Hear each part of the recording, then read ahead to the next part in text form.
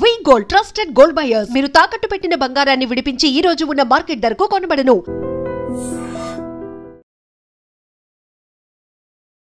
నమస్తే, నేను Kavitha. Welcome to I dream money matters with Anil AKV. Simplifying money, one episode at a time. Sudden గా Iran Israel మధ్య శాంతి చర్చలు మొదలయ్యాయా, లేకపోతే సీజ్ ఫైర్ వెనకాల ఉన్నటువంటి మతలబ్ ఏంటి, అక్కడ అమెరికా ఎలాంటి పాత్ర పోషించింది, సడన్ గా డొనాల్డ్ ట్రంప్కి నోబెల్ శాంతి బహుమతి ఇవ్వాలి అనేటువంటి ప్రతిపాదనలు ఎందుకు వస్తున్నాయి, మూడో ప్రపంచ యుద్ధం జరుగుతుందా, మన దగ్గర స్టాక్ మార్కెట్ల పరిస్థితి ఎలా ఉంది, వీటన్నిటికీ సంబంధించి బోల్డ్ అన్ని క్వశ్చన్స్ అయితే ఉన్నాయి. మనతో పాటుగా ఉన్నారు అనిల్ ఏకేవి గారు. వీటి గురించి మాట్లాడుకుందాం. యాక్చువల్గా ఏం జరుగుతోంది? అనిల్ గారు, హలో అండి. నమస్తే. నమస్తే అండి. చాలా కాలం అవుతోంది మీతో మాట్లాడి.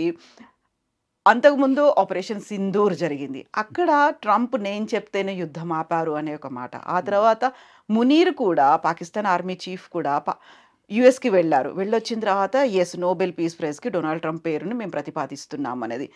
అప్పుడే ఇరాన్ ఇజ్రాయెల్ మధ్య యుద్ధం అనేది మొదలైంది. 12 రోజుల పాటు భీకరంగా సాగింది. సడన్గా సీజ్ ఫైర్ అనేది, అక్కడ ఏంటి శాంతి చర్చలు జరుగుతున్నాయా, ఇంకేమవుతుంది అనుకునేట్లో మధ్యలో ట్రంప్ వచ్చేసారు. అక్కడ కూడా నేను చెప్పాను విన్నారు అనేది. ఏంటి అసలు వీటన్నిటిని చూస్తుంటే ఏమనిపిస్తోంది? మనం ఫస్ట్ బాగా గమనించాల్సింది ఏంటంటే, ఇరాన్కు సంబంధం లేని దుశ్చర్య ఇజ్రాయెల్ మీద దాడి చేయడం. ఇజ్రాయెల్ ఇరాన్ మధ్యలో ఎలాంటి సంబంధ బాంధవ్యాలు లేవు, లేదా వాళ్ళకు సరిహద్దు సమస్యలు లేవు, వాణిజ్యపరమైన ఇష్యూస్ లేవు. ఉన్నది కేవలం వాళ్ళ మధ్యలో ఉన్న ఫండమెంటల్ ఐడియాలజికల్ డిఫరెన్సెస్ మాత్రమే, భావజాల తేడాలు మాత్రమే ఉన్నాయి.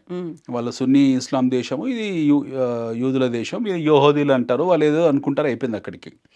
సో ఇరాన్ ప్రాక్సీలు ఎవరైతే ఉన్నారో, ఎస్పెషల్లీ హమాస్, తర్వాత హిజ్బుల్లా, తర్వాత కింద హౌతీలు, ఈ ముగ్గురితో ఇజ్రాయెల్ వాళ్ళు పోరాడుతూ ఉన్నారు. ఈ ముగ్గురితో చాలా తీవ్ర స్థాయిలో వాళ్ళు గత దాదాపు 40 సంవత్సరాల నుంచి పోరాటం చేస్తున్నారు. సో ఇజ్రాయెల్ ఫైనల్గా డిసిషన్ తీసుకుంది. ఎందుకంటే ఎంతసేపు ప్రాక్సీలతో బి టీంతో ఫైట్ చేయడం వల్ల ఉపయోగం లేదు, డైరెక్ట్ ఏ టీంతోనే చేసేయాలి.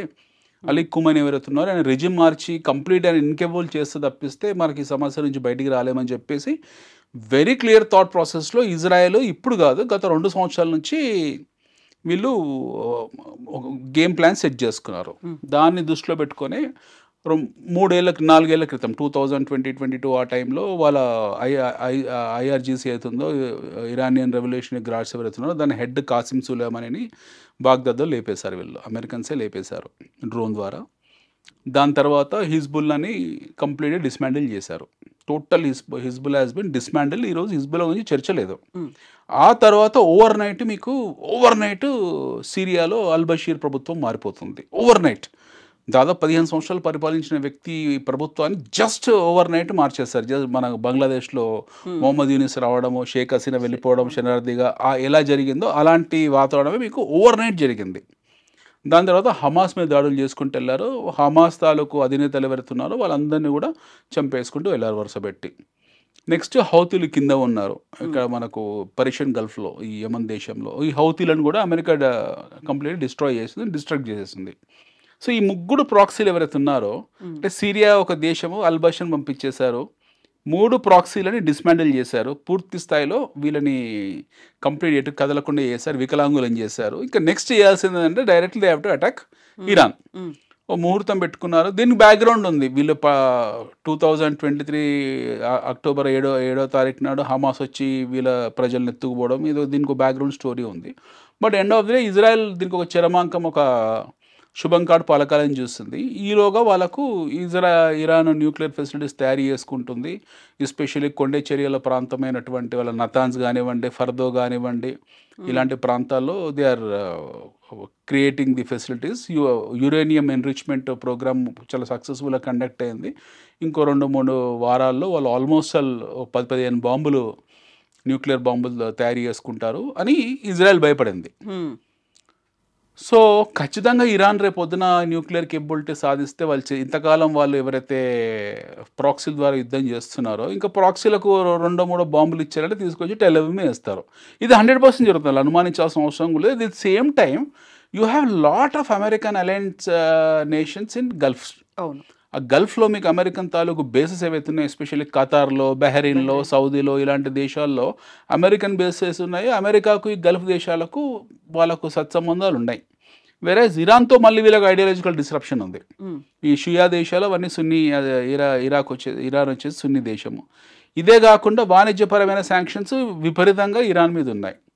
మళ్ళీ దీని వెనకాల కారణాలు అనేదానికి మళ్ళీ మీకు మళ్ళీ అందులో తెగల మధ్యలో వైషమ్యాలు తీసుకోవచ్చు, అమెరికాతో ఉన్న సత్సంబంధాలు తీసుకోవచ్చు, ఇంకా రకరకాల కారణాలు ఉన్నాయి. But end of the day now Israel wanted to collapse Iran's nuclear capability. Nuclear capability ఒక్కసారి వాళ్ళని తీసేశారంటే వీళ్ళు కొన్నాళ్ళ పాటు వీళ్ళకి ఇష్యూస్ ఉండవు, సైలెంట్ అయిపోతారు. రెండు ఏంటంటే అక్కడ అలీ ఖమీనీ ఎవరైతే ఉన్నారో ఇరాన్ అధినేత, ఆయన్ని they wanted to completely change the regime, ఆయన రిజిమ్ని మార్చాలని వీళ్ళు సంకల్పం భూమారు. Israel has decided that. సడన్గా ఓవర్ నైట్ చెప్పా పెట్టకుండా వెళ్ళారు. 200 F-35తో వాళ్ళ న్యూక్లియర్ ఫెసిలిటీస్ ఏవైతే ఉన్నాయో, ఎస్పెషల్లీ నతాన్స్ కానివ్వండి, ఫర్దో కానివ్వండి, ఈ రెండింటి మీద చాలా తీవ్ర స్థాయిలో దాడులు చేశారు. దాడులు చేసేసిన తర్వాత మనకున్న సమాచారం అంటే ప్రపంచ మీడియాకున్న సమాచారం ఏంటంటే ఫెసిలిటీస్ ధ్వంసం అయ్యి తప్పిస్తే ఎన్రిచ్ అయిన యురేనియం మటుకు లోపల ఎక్కడనో ఇష్ఫాన్లో ఎక్కడో లోపల దాచిపెట్టారు, బంకర్లో దాచిపెట్టారు. ఇది బ్లాస్ట్ చేయాలంటే మీకు B-2 బాంబర్లే కావాలి, స్పిరిట్ B-2 అమెరికా దగ్గర ఉన్నాయి, స్టెల్త్ బాంబర్లే కావాలి, రాడార్ దొరకవు. ప్రపంచంలో అలాంటి విమానాలు ఎవరి దగ్గర లేవు, కేవలం అమెరికా దగ్గరే ఉంది. సో వీళ్ళు ఎప్పుడైతే వీళ్ళు గ్రౌండ్ ప్రిపేర్ చేసి పెట్టారో in terms of first army attack చేసి వాళ్ళు ఎప్పుడైతే క్లియర్ చేశారో ఎయిర్ టు ఎయిర్ ఫ్యూయలింగ్ కావాల్సిన పరిస్థితి కల్పించుకోగలిగారు. కంప్లీట్ ఎయిర్ స్పేస్ని వీళ్ళు కబ్జా చేసుకున్నారు Israelis. Then B-2 spirit stealth బాంబర్లు వచ్చాయి, వరుస పెట్టి 6-7 బాంబర్లు వచ్చాయి, వేసేసారు. They have finished it. Richter scale మీద మీకు ఆల్మోస్ట్ 5 ఓ చోట 4 డిగ్రీలు, ఓ చోట 5 డిగ్రీలు, ఓ చోట 6 డిగ్రీల భూకంపాలు కూడా వచ్చాయి. దాన్ని ఇంటర్సెప్ట్ చేసిన విధానం ఏదైతే ఉందో అంటే న్యూక్లియర్ ఫెసిలిటీస్ని కంప్లీట్గా దాని తాలూకు విజువల్స్ కూడా మీకు బయటకు వచ్చాయి. నేను రాత్రి చూసాను విజువల్స్ ఎలా చేశారు, బాంబు ఎలా వెళ్ళింది, ఈరోజు మార్నింగ్ కూడా చూసాను దాన్ని. So they've done this job, they've complete the job. ఈ జాబ్ ఎప్పుడైతే పూర్తి చేశారో now Iran wanted to retaliate. ఇప్పుడు ఇరాన్ రిటాలియేట్ చేయాలి. ఇరాన్ రిటాలియేట్ చేయాలంటే ఇరాన్ దగ్గర ఉన్న బ్యాలిస్టిక్ మిసైల్స్ ఏవైతే ఉన్నాయో ఆ బ్యాలిస్టిక్ మిసైల్స్ పేల్చాల్సిన వాహనాలు, లాంచ్ ప్యాడ్స్ ఏవైతే ఉంటాయో ఆ లాంచ్ ప్యాడ్స్ కూడా సర్వనాశనం అయిపోయాయి కంప్లీట్గా. Now Iran has called America. Okay, మనకున్న సోర్సెస్ మనం అనలిటిక్స్ అన్నీ పెట్టుకున్న తర్వాత మనకు అర్థమైంది ఏంటంటే జనరల్ నా అవగాహన విచక్షణ మేరకు నేను చెప్పింది ఏంటంటే they have called America requesting for a cease fire. At the same time Israel కూడా వాళ్ళు చేయాల్సిన పని చేసేసారు. What ever they have to do it they have done. వాళ్ళు న్యూక్లియర్ కేపబిలిటీని డిస్మాండిల్ చేయాలనుకుని చేసేసారు. ఆ న్యూక్లియర్ కాంపిటెన్సీని కూడా కంప్లీట్గా వాళ్ళు డిస్మాండిల్ చేశారు, డిస్ట్రాయ్ చేశారు, కొలాప్స్ చేశారు. ఇప్పుడు వీళ్ళతో ఇంకా ఇజ్రాయెల్కి ఏం సంబంధం లేదు. ఇష్యూ ఇజ్రాయెల్ చేయాలనుకున్న పని చేసి సైడ్ అయిపోయారు వాళ్ళు. Now the issue is between America and Iran. So over night వీళ్ళు ఖచ్చితంగా ఇరానీ ఎవరైతే ఉన్నారో IRGC they try to call they contacted America asking for a cease fire. ఎందుకనంటే కేబిలిటీ వీళ్ళ దగ్గర లేదు. ఇంకా ఫైనల్గా ఏంటంటే రిజిమ్ చేంజ్ అయిందనుకోండి, వాళ్ళు ఇంతకాలం నిర్మించుకున్న 40 సంవత్సరాలు 1972 నుంచి అలీ ఖమీనీ నిర్మించుకున్న సామ్రాజ్యం కంప్లీట్గా కొలాప్స్ అయిపోతుంది. ఈలోగా ఏంటంటే రజా పెహల్వీ కొడుకు ఎవరైతే ఉన్నారో మాజీరాజు కొడుకు, అతను ఆల్రెడీ అక్కడిక్కడ ఎక్స్లో ట్విట్టర్లో ఆయన కొడుతూనే ఉన్నాడు, ఇక్కడ ఇజ్రాయెల్లో మీకు మార్పులు రావాలి, ఇవి రావాలి, ఆధునీకరణ చెందాలని చెప్పేసి. ఆ భయం వాళ్ళకి పట్టుకుంది. దెన్ దే ఆస్ట్, ఈలోగా వీళ్ళు చేయాల్సుకున్న పని వీళ్ళు చేసేసారు Israel. Then America also done the job. Now America overnight ceasefire. ఈ ఇరాన్ అడగలేదు, ఇజ్రాయెల్ని అడగలేదు, మనోడు ఆయనంతలో ఆయన్నే మన గ్రామ పెద్ద మన సర్పంచ్ ఎవరైతే ఉన్నారో డొనాల్డ్ ట్రంప్ ఆయన ప్రకటించేశాడు. ఏమని, నేను సీజ్ ఫైర్ అయిపోయింది అని చెప్పేసి. ఆయన ప్రకటించిన గంట సేపటికే సీజ్ ఫైర్ ఉల్లంఘన ఇజ్రాయెల్ చేసింది. They have done. It is not Iran who has done, it is Israel who has done. ఎందుకంటే ఇజ్రాయెల్ వాళ్ళకి ఎక్కడెక్కడ ఇన్ఫర్మేషన్ ఉందో, ఇజ్రాయెల్ తాలూకు సీక్రెట్ ఇంటెలిజెన్స్ ఏజెన్సీ మొసాద్ వాళ్ళు కంప్లీట్గా మీకు లోపల ఇన్హెరెంట్ అయిపోయారు. పూర్తి స్థాయిగా ఇరాన్లో వాళ్ళు మనుషుల్లో కలిసిపోయారు వాళ్ళ మొసాద్ వాళ్ళ తాలూకు. ఎందుకంటే అంత ప్రిసైజ్ స్ట్రైక్స్ చేయడము, మన వ్యక్తుల్ని టార్గెట్ చేయడము, ఏ అపార్ట్మెంట్లో, ఏ బ్లాక్లో, ఏ కిటికీలో వెళ్ళాలో ఆ కిటికీకి వెళ్ళి అపార్ట్మెంట్కి వెళ్ళేది, అంత ప్రిసైజ్గా స్ట్రైక్స్ చేయగలిగారంటే వాళ్ళ తాలూకు మనుషులు అక్కడ ఉండిపోయారు. They have know what you call, బహుశా వీళ్ళ మనుషులు వెళ్ళి ఉంటారు, లేకపోతే అక్కడ అధికారులు అమ్ముడుపోయి ఉంటారు. ఏదిట్లో రెండిట్లో ఏదో ఒకటి జరిగి ఉంటుంది. But what's ever the reason, Mossad has got complete information. ఎప్పుడైతే ఇన్ఫర్మేషన్ వాళ్ళకి వస్తుందో వాళ్ళు ఉల్లంఘన చేసుకుంటూనే వెళ్తున్నారు. సో ఈయన రాత్రి ప్రకటించాడు ఓవర్ నైట్ సీజ్ ఫైర్, తెల్లారి ఇజ్రాయెల్ వెళ్ళి మళ్ళీ దాడులు చేసింది. ఎప్పుడైతే ఇజ్రాయెల్ దాడులు చేస్తుందో ఇమీడియట్గా మళ్ళీ వీళ్ళు రిటాలియేట్ చేసిన పరిస్థితి వచ్చింది. ఎవరికి? ఇరాన్కు. ఇరాన్ రిటాలియేట్ చేసింది. ఎక్కడ రిటాలియేట్ చేసింది? ఇరాన్ చేసిన అతిపెద్ద తప్పు ఖతార్ బేసిస్ మీద చేసింది. ఖతార్కు ఇరాన్కు మళ్ళీ పడదు. అక్కడ అన్ని గల్ఫ్ ఉమ్మా దేశాలు అన్నీ ఓవైసీ కిందే వస్తాయి, ఇస్లామిక్ ఆర్గనైజేషన్ కంట్రీస్ ఇవన్నీ కూడా. బట్ మళ్ళీ వాళ్ళకు సిన్నిషియా ఇష్యూస్ ఉన్నాయి. ఖతార్ మీద వాళ్ళు దాడులు చేశారు. మళ్ళీ దాడులు చేయగానే ఇమీడియట్గా మళ్ళీ ఇజ్రాయెల్ దాడులు చేసింది. మళ్ళీ ఆయన శాంతి ప్రస్తావన తీసుకొచ్చాడు. ప్రస్తుతానికి సీజ్ ఫైర్ టెంపరీలో ఉంది. ఇది హాల్ట్ అయిన సీజ్ ఫైర్. సో ఇప్పుడు వీళ్ళు ఒకవేళ మళ్ళీ ఇరాన్ కనుక తిరిగి పోరాడాలి అంటే వాళ్ళకు ఆయుధాల సప్లై, ఇప్పుడు వాళ్ళ దగ్గర ఆయుధాలు ఎగ్జాస్ట్ అయిపోయి ఉన్నాయి. వాళ్ళ దగ్గర లాంచ్ వెహికల్స్ కూడా లేవు. న్యూక్లియర్ యురేనియం ఎన్రిచ్డ్ అవుతుందో అది ఎక్కడ తరలించారో తెలియదు. అది ఎంత మోతాదో తరలించారు, ఎంత ఏమైందో కూడా మనకు తెలియదు. అసలు నిజంగా ఉందా లేదా కూడా తెలియదు. సో ఇప్పుడు వాళ్ళకి ఆయుధాలు ఇవ్వాలంటే ఏదో రష్యా ఇవ్వాలి లేదా చైనా ఇవ్వాలి. రష్యా ఇవ్వదు, చైనా ఇవ్వదు. China will not engage Iran in to the war. ఎందుకంటే ప్రతిరోజు 1.8 మిలియన్ బ్యారెల్స్ మీకు ఇరాన్ నుంచి చైనాకు వెళ్తుంది. 90% చైనాలో అవుతున్న కన్జ్యూమ్ అవుతున్న ఆయిల్ మీకు ఇరాన్ నుంచి వస్తుంది. ఇరాన్ ఎన్ని రోజులు ఎంగేజ్ అవుతే ఆయిల్ యుద్ధంలో అంత నష్టం చైనాకు. So China will not encourage are supply any kind of ammunition to Iran. Iran ఎంత ఎంగేజ్ అవుతే చైనాకు అంత నష్టం. అప్పుడు చైనా ఖచ్చితంగా బై ఫోర్స్ ఇంకో అమెరికన్ లాబీ ఉన్న దేశాలతోనే ఆయిల్ కొనుక్కోవాలి. సౌదీతో కానివ్వండి, ఖతార్తో కానివ్వండి, బహరీన్తో కానివ్వండి, వీళ్ళ దగ్గర నుంచి ఆయిల్ కొనుక్కోవాలి. వాడు డాలర్ రేటు పెంచి అమ్ముతాడు. సో బ్లాక్ మార్కెట్లో చీప్ రేట్లో వచ్చే ఆయిల్ ఇరాన్ నుంచి వస్తుంది. ఇరాన్ వీళ్ళు బార్గెన్ చేసి కొనుక్కుంటారు. So Iran will not involve in to this war. China has not involve, they will involve in to this war. ఈ యుద్ధంలో వాళ్ళు ఏం పాల్గొనరు. సో అదొకటి జరిగిపోయింది. రష్యా ఆల్రెడీ ఉక్రెయిన్తో ఇబ్బందుల్లో ఉంది. ఉక్రెయిన్ మీద యుద్ధాలు జరుగుతూనే ఉంది. అక్కడ జెలెన్స్కీతో వాళ్ళు ప్రతిరోజు యుద్ధం చేస్తూనే ఉన్నారు. రెండోది పుతిన్కు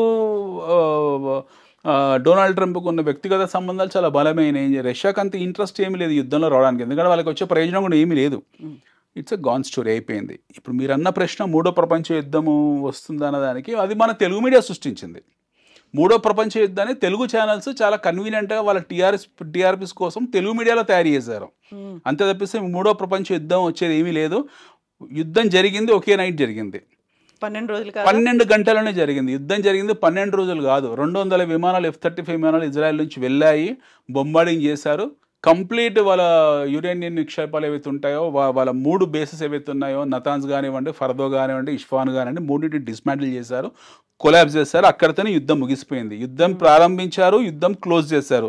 మనం పడుకొని లేసే లోపల యుద్ధం జరిగింది, అయిపోయింది, ముగిసిపోయింది. మనం ఏమనుకుంటాం, ఈ యుద్ధం ఇంకా కొనసాగుతుంది అనుకుంటున్నాం. ఏం కొనసాగట్లేదు, యుద్ధం ఈజ్ ఓవర్. ఇదేంటంటే మన దగ్గర దీపావళి రోజు మన పటాకులు క్రాకర్స్ కాల్సిన తర్వాత మళ్ళీ ఒక 15 రోజులకి ఇది వస్తుంది నాకు కార్తీక పౌర్ణమి.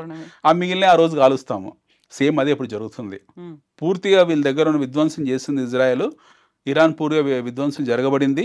ఇరాన్ దగ్గర పేల్చడానికి ఎలాంటి మిసైల్స్ లేవు. వాళ్ళన్నీ ఉన్నాయి కూడా ఫెయిల్ అయిపోయాయి. ఒకవేళ మిగిలిన అక్కడక్కడ 10-15 వేల మిసైల్స్ ఉన్నా వాటిని లాంచ్ చేయడానికి వాళ్ళ దగ్గర వెహికల్స్ లేవు. It's a complete close chapter. మూడో ప్రపంచ యుద్ధం అనేది తెలుగు మీడియాలో మాత్రమే ఉంది, ప్రపంచంలో లేదు. సో దాని క్యాపిటల్ మార్కెట్స్ ఎప్పుడు గమనిస్తుంటాయి ఇలాంటివన్నీ కూడా. క్యాపిటల్ మార్కెట్స్లో మీకు జియో ఎకనామిక్స్ గమనించే వ్యక్తులే కాదు, ఈవెన్ ఆర్మీ ఇన్ఫిల్ట్రేషన్స్ జరిగినప్పుడు కూడా వాటిని గమనించే ఆర్మీ ఎక్స్పర్ట్స్ ఉంటారు basically, especially in big large fund houses. Advisory కమిటీస్లో ఎవరైతే ఉంటారో పెద్ద ఫండ్స్, కొన్ని లక్షల వేల కోట్ల రూపాయల ఫండ్స్ హ్యాండిల్ చేసే దాంట్లో మీకు అనలిస్ట్ రూపంగా చాలామంది పెద్ద వాళ్ళు ఇన్వాల్వ్ అయి ఉంటారు. వాళ్ళు ఇవన్నింటినీ గమనించే ఆ ఫండ్ హౌసెస్ చెప్తుంటారు, ఇలా జరుగుతుంది, ఇలా జరగబోతుంది, ఈ పావి వీళ్ళు ఇలా గదిపారు, ఆ పావు అలా గదిలింది అని. సో దాన్ని దృష్టిలో పెట్టుకునే క్యాపిటల్ మార్కెట్స్ మూవ్ తెప్పిస్తే తెలుగు మీడియా రాసినట్టు క్యాపిటల్ మార్కెట్స్ మూవ్ కాదు. సో తెలుగు మీడియా రాసిన మూడో ప్రపంచ యుద్ధం జరుగుంటే ఈ పాటికి మీరు నేను ఇక్కడ కూర్చునే వాళ్ళం కాదు. ఈరోజు మార్కెట్లు మనం అనుకున్నట్టు 25,600 పాయింట్లు దాటేది కాదు. So there is nothing called as third world war is only Telugu media. Next ఇంకో ముఖ్యమైన ప్రశ్న మీరు అడిగింది, వై ట్రంప్కు ఈయన నోబెల్ శాంతి బహుమతి ఎందుకు ఇవ్వాలి మునీర్ మునీర్ recommend అన్నాడు. చేశారు. ట్రంప్ స్వతహాగా ట్రంప్ వయసు కూడా గమనించాలండి, is 80 years old. Trump second term వచ్చేసారు, మళ్ళీ థర్డ్ టర్మ్ రారు ఇంకా. ఇంకా రారు. అక్కడ వాళ్ళకి అదృష్టవశాత్తు మన దేశంలా కాదు కదా, 30 సార్లు ప్రధానమంత్రులు, 20 సార్లు రాష్ట్ర ముఖ్యమంత్రులు కావడానికి 2 సార్లు వాళ్ళ రాజ్యాంగం చాలా స్పష్టంగా ఉంది, 2 సార్లు తర్వాత వాళ్ళు ఇంటికి వెళ్ళిపోవాలి. So it is very clear that Trump ఆయనకంటూ ఒక లెగసీ వదిలి వెళ్ళాలని చూస్తున్నాడు. Okay, he wanted to leave a legacy. ఆయన ఆర్థికంగా చాలా బలమైన వ్యక్తి, ఆయన సామ్రాజ్యం చాలా బలంగా నిర్మించుకున్నాడు, చాలా పెద్ద వసుదైక కుటుంబం అయినది, ఆయన కొడుకులు, కోడళ్ళు, పిల్లలు, వీళ్ళు మనవాళ్ళు, మనవరాలు ఎంతమంది ఉన్నారు ఆయన ఫ్యామిలీ. గంపెడ ఫ్యామిలీ, మామూలు ఫ్యామిలీ కాదు, చాలా పెద్ద ఫ్యామిలీ. మొదటి భార్య పిల్లలు, రెండో భార్య పిల్లలు, వాళ్ళ మనవాళ్ళు, మనవరాళ్ళు. సో వాళ్ళకి సాధ్యమైనది సంపాదించి పెట్టాడు. నా వ్యక్తిగతంగా ఈ రిటైర్మెంట్ టైంలో he wanted to leave a legacy, ప్రపంచానికి ఒక లెగసీ వదిలేసి వెళ్ళాలనుకుంటున్నాడు. ఓకే, సో ఈ నోబెల్ శాంతి బహుమతి అనేది ఒక జోక్.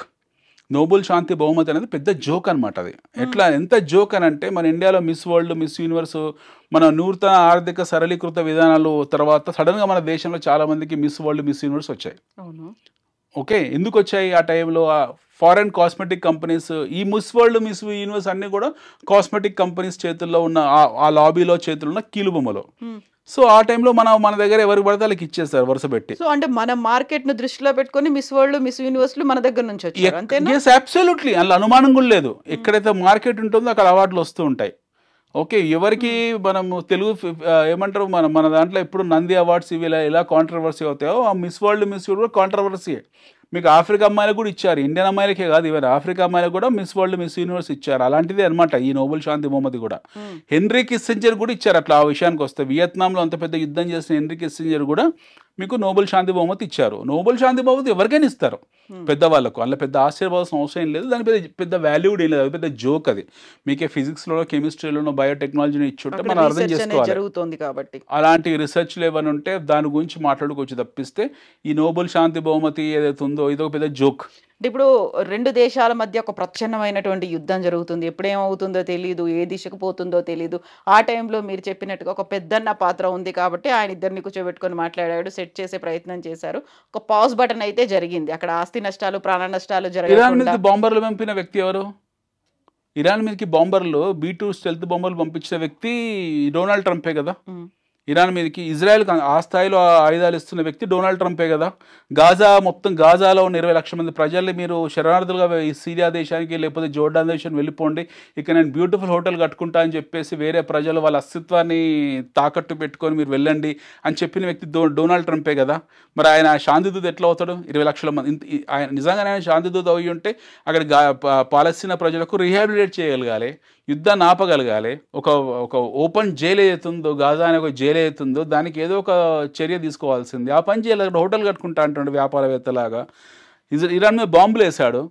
ఇరాన్ నాగరికత ఎక్కడ, అమెరికా నాగరికత ఎక్కడ? అమెరికా చరిత్ర కరెక్ట్ 100 ఏళ్ళు కూడా ఉండదు ఓ మాట చెప్పుకోవాలంటే. ఇరాన్ది పర్షియా, దాదాపు 9,000 సంవత్సరాల చరిత్ర. అది ఈ రోజు చరిత్ర కాదు, పర్షియాది 9,000 years చరిత్ర. ఈరోజు మనం వేసుకున్న బట్టలు, తినే ఆహారము, మనం మాట్లాడే ట్రిగ్నోమెట్రీ, మనం మాట్లాడుతున్న ఆర్కిటెక్చరు, మనం మాట్లాడే ఇంజనీరింగ్, మనం మాట్లాడే ఇరిగేషన్, ఇవన్నిటికీ ఆడవాళ్ళం. అది Iran it is a very oldest civilisation in the world. అది ఈ రోజు కాదు కదా పర్షియా అనేది. పర్షియా, మెసోపొటేమియా, సింధు నాగరికతలు ఈ రోజు కాదు అండి, ఇవన్నీ సమాంతరంగా ఉన్న నాగరికతలు. మనది ఎంత పురాతనమైన నాగరికతను, ఈవెన్ పర్షియా కూడా అంత పురాతనమైన నాగరికతనే. మనకు చాలా దగ్గరగా ఉండేది ఒకప్పుడు. మన దాంట్లో కొద్ది భాగం మన దాంట్లో ఉండేది. సో అంత పురాతనమైన నాగరికత అది, ఈ రోజు కాదు కదా. It's a very oldest civilisation on this earth. So అలాంటి నాగరికతతో ఎలా పోల్చుకుంటాడైనా? ఒకటి రిజిమ్, ఎస్ పర్షియాలో ఒకప్పుడు, పర్షియా తర్వాత మోడర్న్ ఇరాన్ కింద మారిపోయిన తర్వాత మీకు అక్కడ మతాలు మారిన తర్వాత మనుషుల సంస్కృతి మారలేదు. పర్షియన్స్ ఎప్పుడు కూడా ఈ రోజు కూడా ఇరానీలు మేము అరబ్స్ అని చెప్పుకోరు. అరబ్స్ కన్నా సుపీరియర్ అని చెప్పుకుంటారు తప్పిస్తే they never claim themselves Arabs. So వాళ్ళకంటూ నాగరికత ఉంది, వాళ్ళకంటూ ఒక డిగ్నిటీ ఉంది, వాళ్ళకంటూ ఇరానీలకు వాళ్ళకు ఒక సెల్ఫ్ రెస్పెక్ట్ ఉంది, ఒక డిగ్నిటీ ఉంది. అందుకే ఈరోజు ప్రపంచవ్యాప్తంగా ఏ దేశం సపోర్ట్ చేయకుండా ఒంటరిగా నిలబడి ఫైట్ చేస్తున్నారు వాళ్ళు. ఆ కృతజ్ఞత భావం నిన్న ఎస్సీ వాళ్ళు కూడా చూయించుకున్నారు. వి థ్యాంక్ ఇండియా అని చెప్పారు నిన్న వాళ్ళు.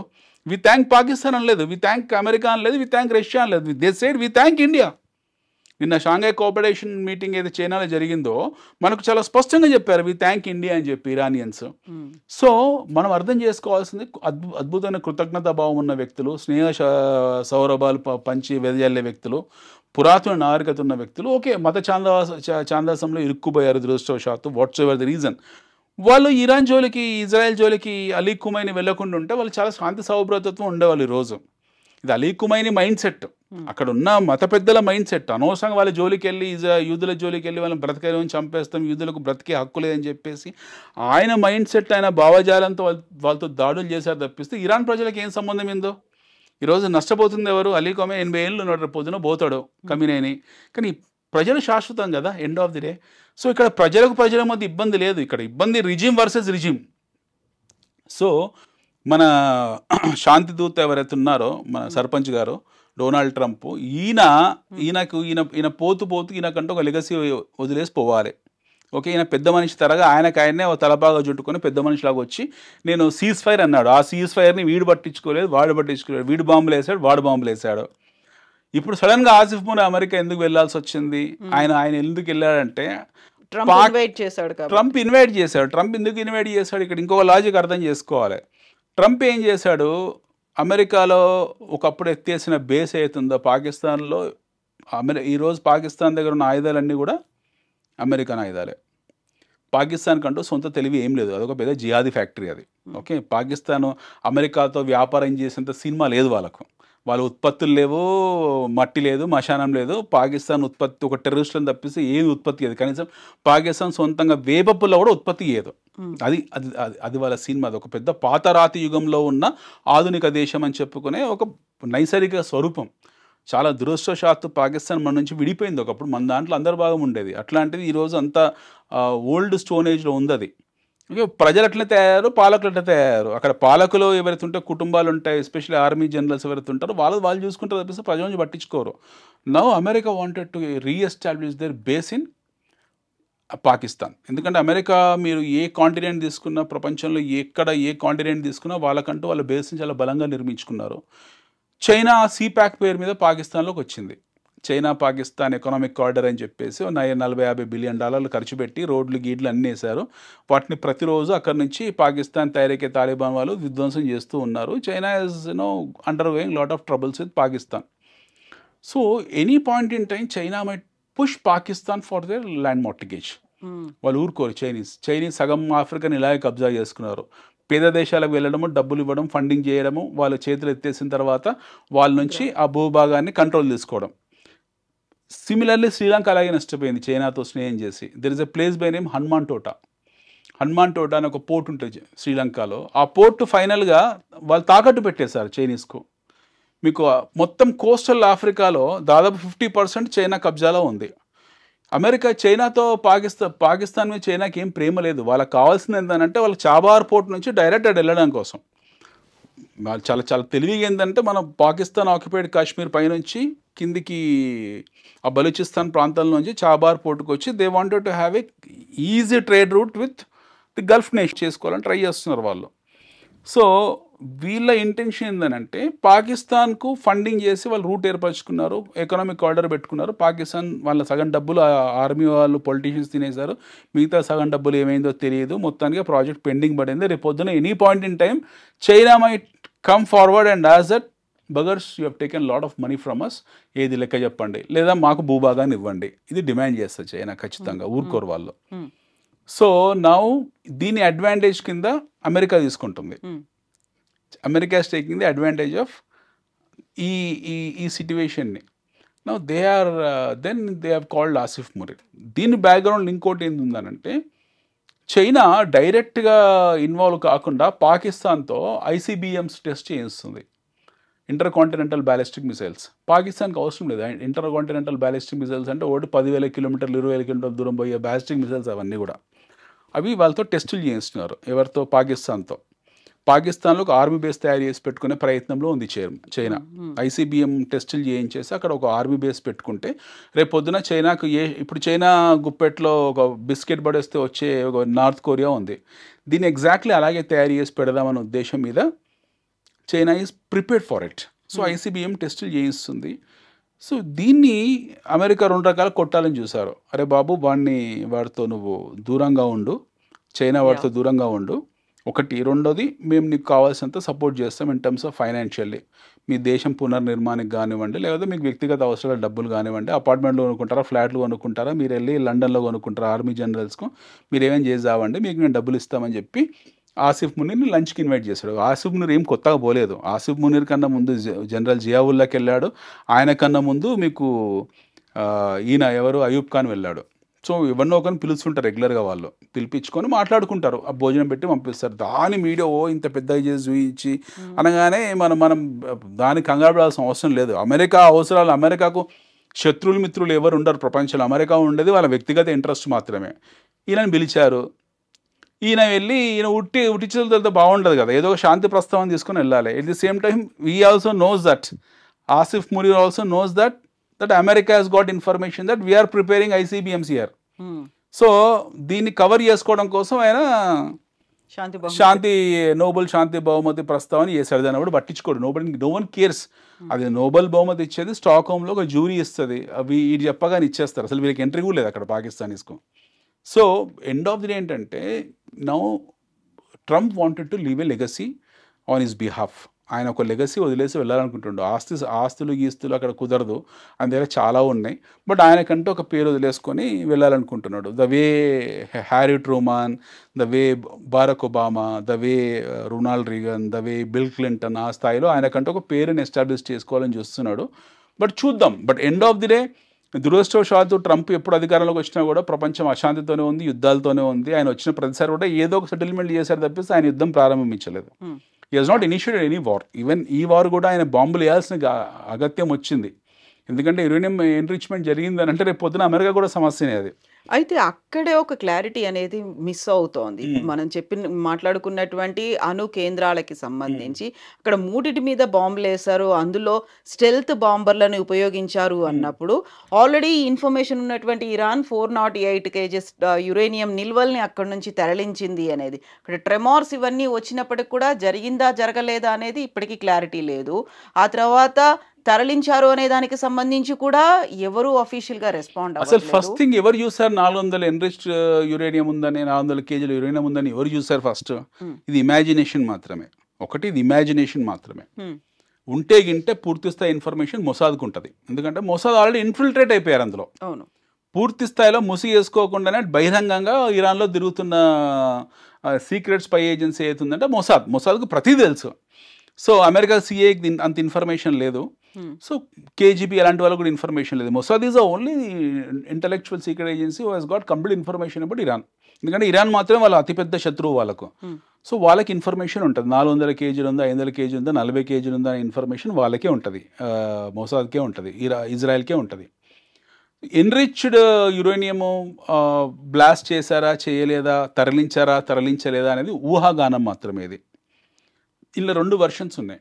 వర్షన్ నెంబర్ 1, ఎన్రిచ్ కానీ యురేనియంని ఆల్రెడీ ఒక సంవత్సరం క్రితమే రకరకాల ప్రాంతాల్లో దగ్గర 5 kg, దగ్గర 10 kg, దగ్గర 20 kg పెట్టింది ఇరాన్ అని చెప్పేసి ఒక వర్షన్.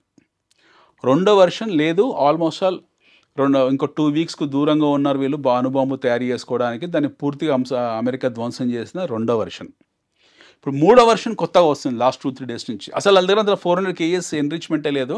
వాళ్ళ దగ్గర 50-60 kgs ఎంతో ఉండేది. అది ఓన్లీ 15-20 అణుబాంబు హెడ్స్ తయారు చేయడానికి సరిపోతుంది. దాన్ని వీళ్ళు ధ్వంసం చేసేసారు అనేది మూడో వర్షన్. సో ఓవరాల్గా ఏ వర్షన్ని మీరు తీసుకున్నా సరే ఎన్రిచ్ అయిన యురేనియం తీసుకెళ్ళి ఇంకొక ఫెసిలిటీలో పెట్టాలనేది అంత ఈజీ అయిన పని కాదు. యురేనియం ఏమంటారు దాన్ని, బిస్కెట్ ప్యాకెట్ కాదు ఈ గదిలోంచి ఆ గదిలోకి షిఫ్ట్ చేయడానికి. ఏ ఇనుమో లేకపోతే బంగారమో కాదు మన స్టోర్ రూమ్లో పెట్టుకోవడానికి. యురేనియం ఇస్ ఒక్కసారి దాన్ని ఆపరేట్ చేయడం మొదలుపెట్టిన తర్వాత ఆగడం ఉండదు అంది. So it is highly radiated element. అది అంత ఈజీ కాదు. అంత సైంటిస్టులు కూడా వాళ్ళ దగ్గర ఆల్మోస్ట్ అందరినీ ఇజ్రాయెల్ చంపేసింది. మన ఆ రోజు బాంబు వేసిన తర్వాత మిగిలిన 5-6 మంది ఉంటారు. వాళ్ళు సాధ్యం కూడా కాదు. మళ్ళీ మీకు చైనీస్ లేకపోతే రష్యన్స్ ఎవరో ఒకరు రావాల్సి ఉంటుంది. సో ఖచ్చితంగా వాళ్ళైతే ఎవరు రాలేదు యాజ్ ఆఫ్ నో. ఎంత తరలించారు అన్న విషయం తెలియదు, ఎంత డిస్ట్రక్ట్ అయిందనే విషయం కూడా ఎవరికి తెలియదు. ఒక్కవేళ అందరు అనుకుంటున్నట్టు 300 kg 400 kg యురేనియంని తీసుకెళ్ళి ఇంకో చోట భద్రపరిచారంటే ఖచ్చితంగా దాని ఇన్ఫర్మేషన్ మళ్ళీ ఇజ్రాయెల్కి వెళ్తుంది, మళ్ళీ డిస్ట్రక్ట్ చేస్తారు దాన్ని. సో దానివల్ల ఇంకెవరికి ఏం ప్రమాదం లేదు. ఓకే, రెండోది ఏంటనంటే అతి ముఖ్యమైన విషయం ఏంటంటే ఎక్కడ భద్రపరుస్తారు. ఇరాన్లో ఉన్న నైసర్గిక భౌగోళిక స్వరూపం ఈ ఇజ్రాయెల్కి తెలుసు. సో వాళ్ళు ఎక్కడైతే మేజర్ ఫెసిలిటీస్ ఉన్నాయో వాటిని కంప్లీట్ రేడియేట్ చేసి దాన్ని ధ్వంసం చేశారు. ఇంకా పెట్టుకోవడానికి ఏం స్థానాలు లేవు. సో ఇట్ ఈస్ వీళ్ళకేం ప్రమాదం లేదు. ఇవన్నీ ఊహాగానాలు మాత్రమే. ఎవరి థియరీ ఎవరి ఇంటెలిజెన్స్ ఉపయోగించి ఎవరి అనలిటిక్స్ ఉపయోగించి వాళ్ళు తిరిగి మాట్లాడుకుంటారు తప్పిస్తే దీనివల్ల ప్రమాదం ఏమీ లేదు. దాన్ని మనము we could able to see that reflection in the stock markets. Stock మార్కెట్ల మీద ప్రభావం ఉందా? ఏ దేశపు స్టాక్ మార్కెట్ మీద ప్రభావం ఉంది? అన్ని మీరు చూడండి. వెరీ ఫన్నీయెస్ట్ పార్ట్, ఇంత పెద్ద యుద్ధం జరుగుతున్నప్పుడు ప్రతిరోజు ఇరాన్ మీకు ప్రతిరోజు బాంబులు వేస్తున్నప్పుడు ఇజ్రాయెల్ మీద, ప్రతిరోజు ఇజ్రాయెల్ స్టాక్ మార్కెట్ మీద, టెల్ అవీవ్ స్టాక్ మార్కెట్ మీద బాంబు పడ్డ రోజు ఆ మార్కెట్ లైఫ్ అయి చూసింది. ప్రపంచంలో యుద్ధం జరిగి మన మార్కెట్ పెరిగిపోతుంది, డౌ జోన్స్ పెరిగిపోతుంది, లేకపోతే నాస్డాక్ పడిపోతుంది, లేకపోతే మీకు ఫుట్సీ పడిపోతుంది, కోస్ట్ పడిపోయింది, షాంఘై పడిపోయింది, ఇతరత్ర ప్రధానమైన మార్కెట్స్ అన్ని పడిపోయి తప్పిస్తే మీకు ఇజ్రాయెల్ మార్కెట్ పడలేదు. Israel market has not fallen, it was hitting highs. ఏ రోజైతే టెల్ అవీవ్ మీద బాంబు పడిందో అదే రోజు ఆ మార్కెట్ హైలో క్లోజ్ అయింది.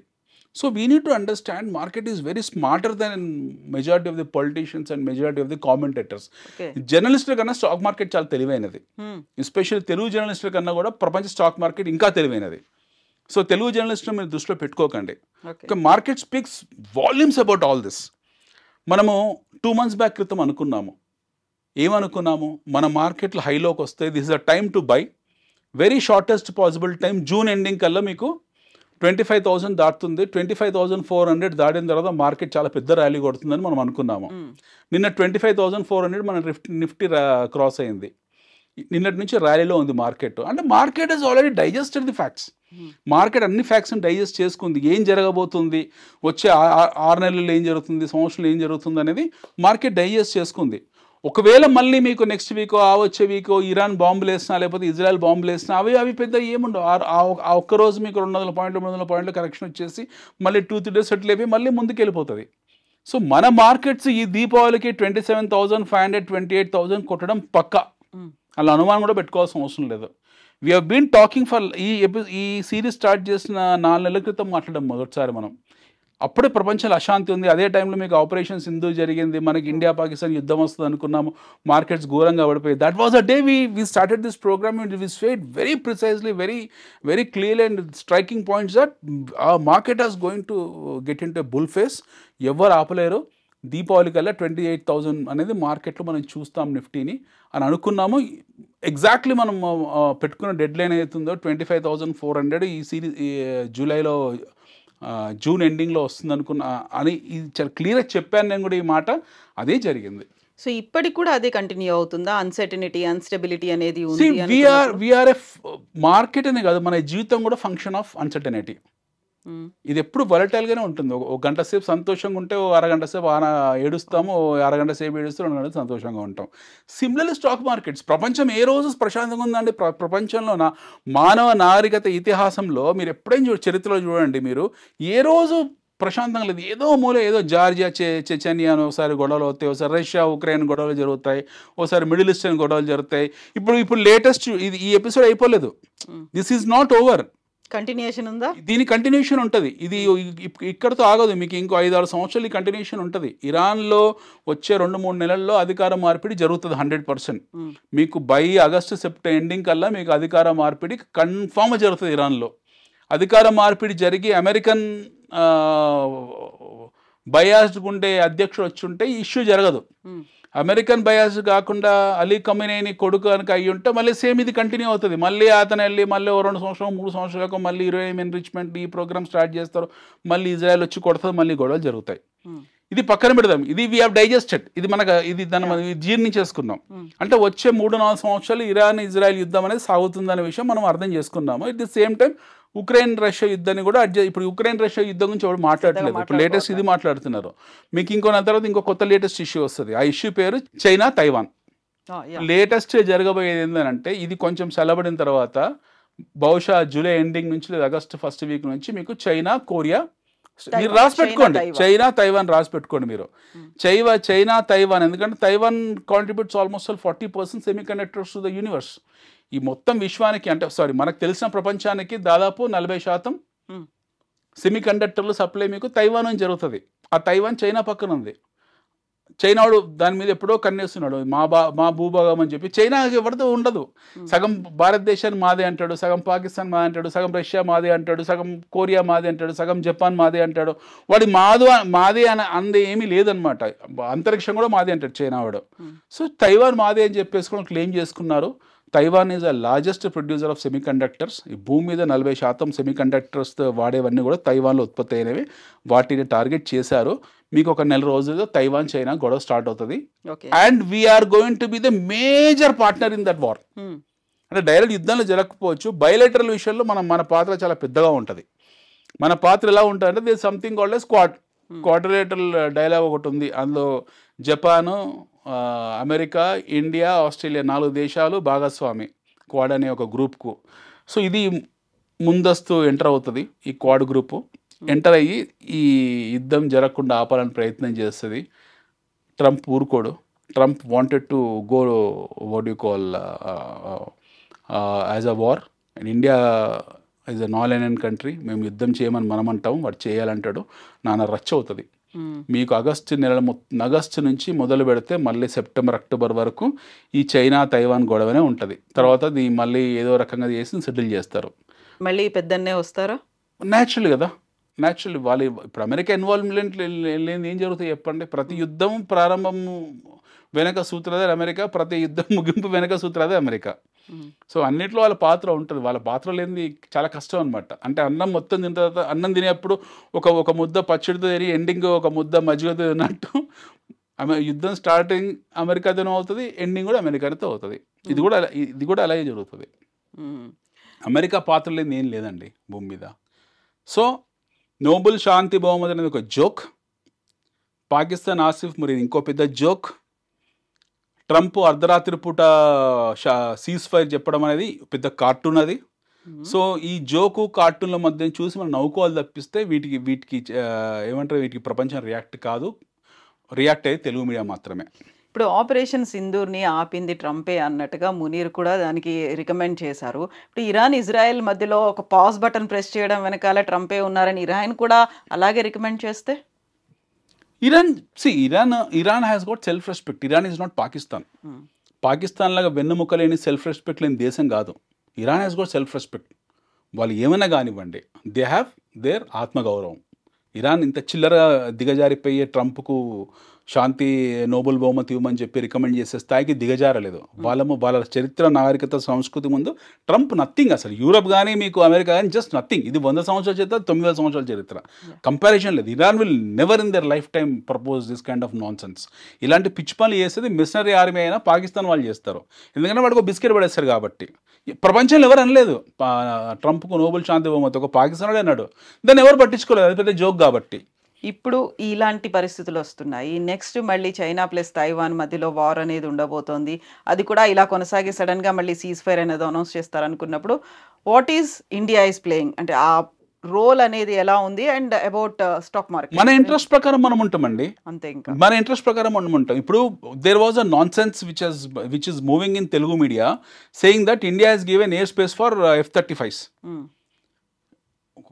నేను I don't want name the particular person, but అతను మటుకు ఒక వీడియోలో చెప్పారు ఆయన, భారతదేశం అమెరికాకు గగనతలం ఇచ్చిందా F-35 యుద్ధం మన కోసము మన ఇరాన్ మీద దాడి జరిగినప్పుడని. మనం ఇవ్వలేదు. మనం ఇచ్చుంటే ఇరాన్ వాళ్ళు నిన్న షాంఘైలో ఆ మాట అన్నారు, వి థ్యాంక్ ఇండియా అని చెప్పి. మనం వీఆర్ నాన్ అలైన్డ్. మనము ఇజ్రాయెల్తో ఎలాంటి మనకు రిలేషన్షిప్ ఉందో అంతకన్నా గొప్ప రిలేషన్షిప్ ఇరాన్తో ఉంది మనకు. We have got a cultural relationship with Iran. It is not just trade relationship. We have a cultural relationship with Iran. At the same time we have a very healthy relationship with Israel. ఈ యుద్ధంలో మనం లేము, మనం చాలా తటస్థంగా చాలా దూరంగా ఉన్నాము. ఇలాంటి పిచ్చి పనులు చేసేది పాకిస్తాన్. ఇక అమెరికా రీఫ్యూయలింగ్ కోసం కానివ్వండి, లేకపోతే ఆ గగనతలం వాడుకోవడం కానీ పాకిస్తాన్ జరుగుంటుంది తప్పిస్తే మన దగ్గర జరగదు.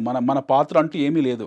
మనకేదైనా నష్టం జరిగి ఇప్పుడు ఆపరేషన్ సింధూర్ ఉంది, ఎవడో పాస్ బటన్ నొక్కలేదు, మనమే నొక్కున్నాము. ఎందుకంటే మనం చేయాల్సిన డ్యామేజ్ చేసాం, చెప్పాల్సిన సందేశం చెప్పాము, ఖ్వాజా మునీర్ ఎవడుతున్నాడో విదేశాంగ శాఖ మంత్రి, ఇంకో పెద్ద కమెడియన్ పాకిస్తాన్లో, ఆయనే స్వయంగా చెప్పాడు మేము రిక్వెస్ట్ చేస్తాం అమెరికాని, మీరు వెళ్ళి భారతదేశాన్ని కొంచెం అడగండి, మాకు సీజ్ ఫైర్ చేయమండి అని చెప్పి.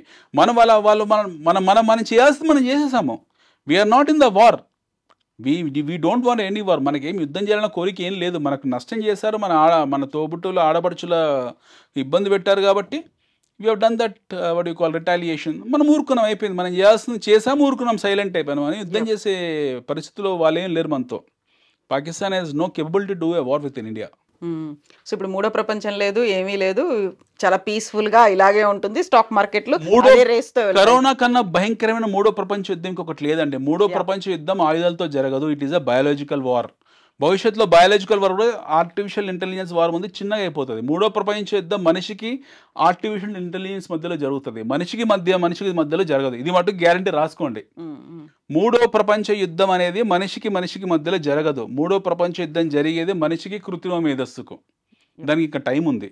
ఇప్పుడు మనిషి జరుగుతున్న యుద్ధాలు ఏవైతున్నాయో చిన్న చిన్న యుద్ధాలు, ఇరాన్ ఇరాక్ కానివ్వండి, లేకపోతే ఇజ్రాయెల్ ఇరాన్ కానివ్వండి, ఉక్రెయిన్ చైనా కానివ్వండి, ఉక్రెయిన్ రష్యా కానివ్వండి, ఇవన్నీ చిన్న యుద్ధాలు. నిజమైన ప్రపంచ యుద్ధం కాదు. నిజమైన ప్రపంచ యుద్ధం జరిగేది మీకు మూడో ప్రపంచ యుద్ధం జరిగేది మనిషికి కృత్రిమ మేధస్సుకు, మనిషికి ఆర్టిఫిషియల్ ఇంటెలిజెన్స్ మధ్యలో. అది చాలా భయంకరమైన యుద్ధం జరుగుతుంది ఆ టైంలో. Then we see a real Hollywood imaginatory fight. దానికి కొంచెం టైం ఉంది కదా? టైం ఉంది. సో మెల్లిమెల్లిగా టేక్ ఓవర్ చేస్తున్నప్పుడు అప్పుడు జరుగుతుంది. ఉంది టైం ఉంది. ఈ ఆషాఢ మాసం బోనాలు ఇట్లాంటివి కొన్ని జరిగిన తర్వాత, ఇలాంటి కొన్ని చూసిన తర్వాత మనము దానికి టైం ఉంది. బహుశా మనం చూడకపోవచ్చు, మన ముందు తరాలు మన పిల్లలు చూస్తారు ఆ యుద్ధాన్ని ఖచ్చితంగా. వాళ్ళందరూ భాగస్వామ్యం అవుతారు కూడా. ఎస్ అనిల్ గారు, థ్యాంక్ యూ సో మచ్ అండి. Thank you.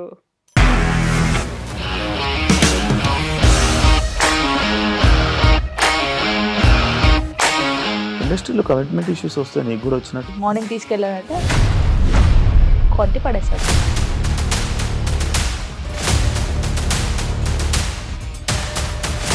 ఒక్కళ్ళు కూడా చూడలేదు ఈ సినిమా అని చెప్పడానికి కూడా చాలా ధైర్యం కావాలి. అది నిజం కదా, దాంట్లో ధైర్యం ఏంటి? ఇది నెక్స్ట్ డే ప్లేట్ మార్చేస్తే తప్పు కదా. As of now we are comfortable this అని నేను అనుకుంటున్నాను. రష్మిక గారిది మీది ఒకే ఊరు అంటే కదా? నీకు కోపం వచ్చిందంటే బాగా తిట్టేత్తరా? తిట్టేద్దామండి. నిజంగా గేమ్ ని ఎలా చేంజ్ చేయగలిగారు? ఏపీఎస్ఎఫ్సి వాళ్ళకి 6 నెలల్లో నేను 6 లక్షలు కట్టా. బిజినెస్ చేయాలనుకుంటే it is as difficult as riding a tiger.